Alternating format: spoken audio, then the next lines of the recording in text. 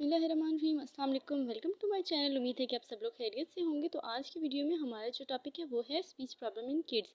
अक्सर आजकल के बच्चे जो है वो देर से बोलना शुरू करते हैं, डिलेड स्पीच होते हैं और उसकी कई वजूहत हो सकती हैं। इसमें स्क्रीन टाइम का ज़्यादा होना, पेरेंट्स की लैक ऑफ अटेंशन, पेरेंट्स का बहुत ज़्यादा बिजी होना, घरेलू कुछ मसाइल ऐसे होते हैं जिससे बच्चे जो हैं वो निगलेक्ट हो जाते हैं।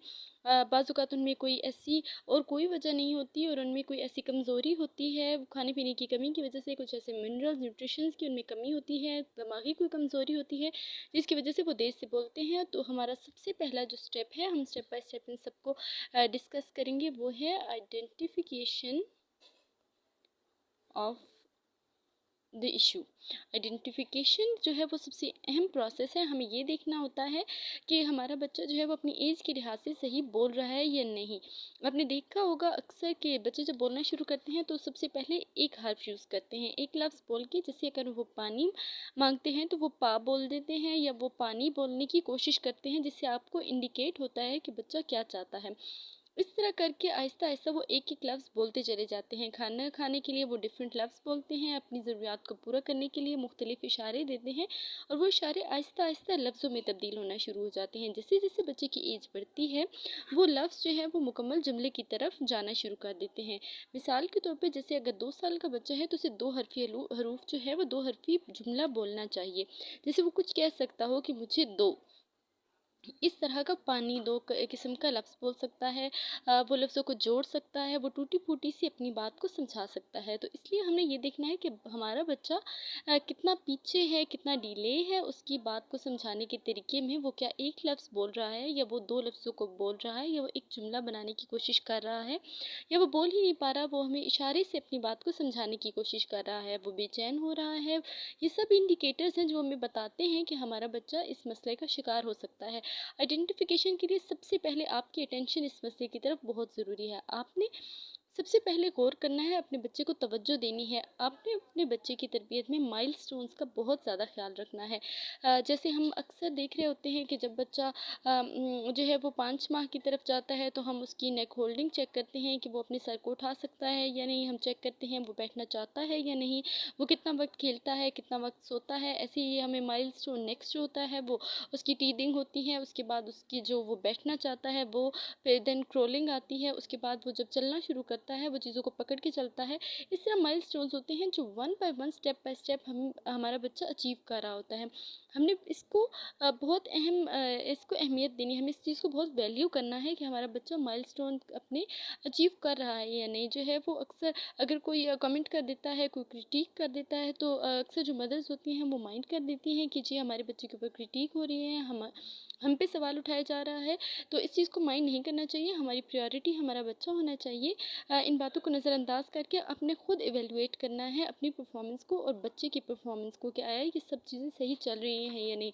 आइडेंटिफिकेशन में सबसे पहले अकाउंटेबिलिटी आती है। मदर अपने लिए और अपने बच्चे के लिए सिंसियर होकर सोचेगी कि अगर उसके बच्चे को ये मसला है तो बिल्कुल घबराने की ज़रूरत नहीं है, बिल्कुल अवॉइड करने की ज़रूरत नहीं है। अपने बहुत इसको एहतियात से, बहुत डेलिकेटली इस मसले को हैंडल करना है।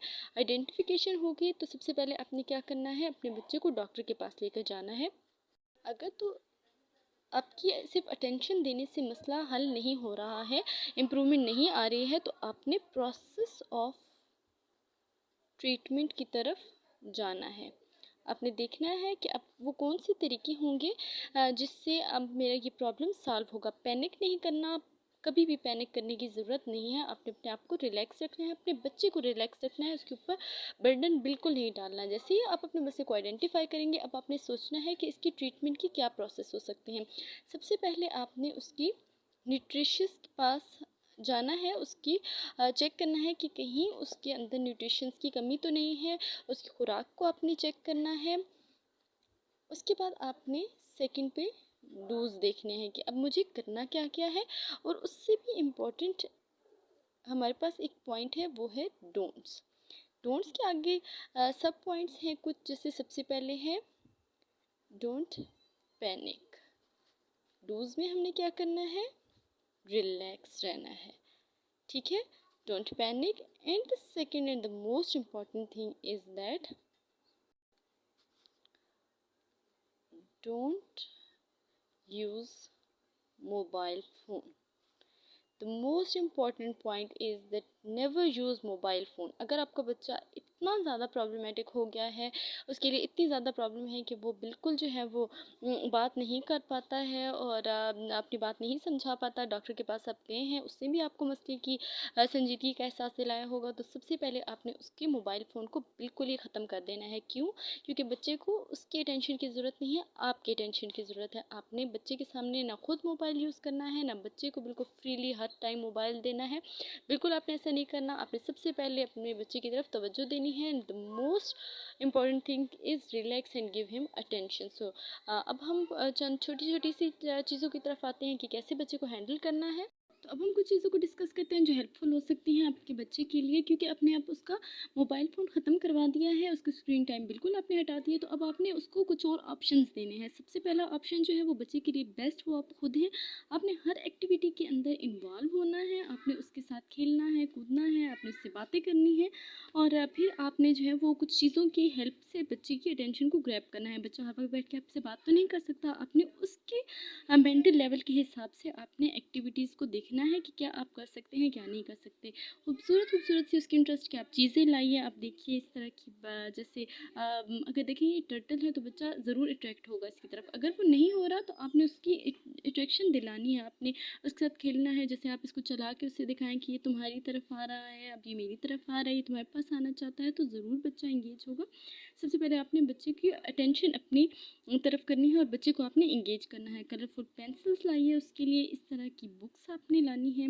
देखिए जैसे ये बुक है तो इससे आपने उसकी वोकेबलरी बढ़ानी है, बार बार उससे दिखाएं।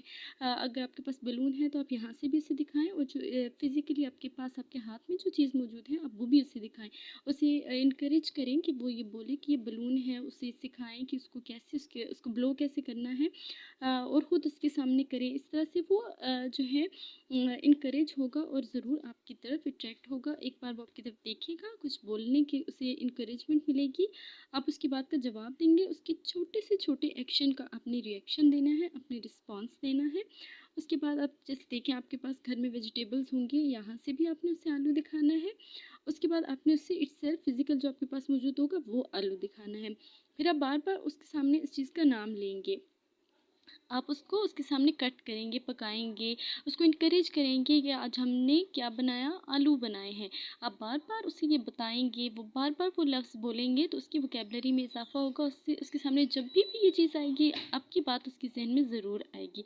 इस तरह से कि डिफरेंट चीज़ें हैं, जैसे ये बर्ड्स हैं, कहीं ना कहीं से आपको ये बर्ड्स जो हैं वो नज़र आ जाएंगे। आप बाहर जाते हैं कहीं पे बच्चे को लेकर जाते हैं तो इन बर्ड्स में से और कुछ नहीं तो चिड़िया तो आपको कहीं से भी देखने में मिल सकती है। आप दिखाएं, उसकी आवाज़ सुनाएं, अपने मुंह से आवाज़ें निकाल कर बच्चे को अट्रैक्ट करें।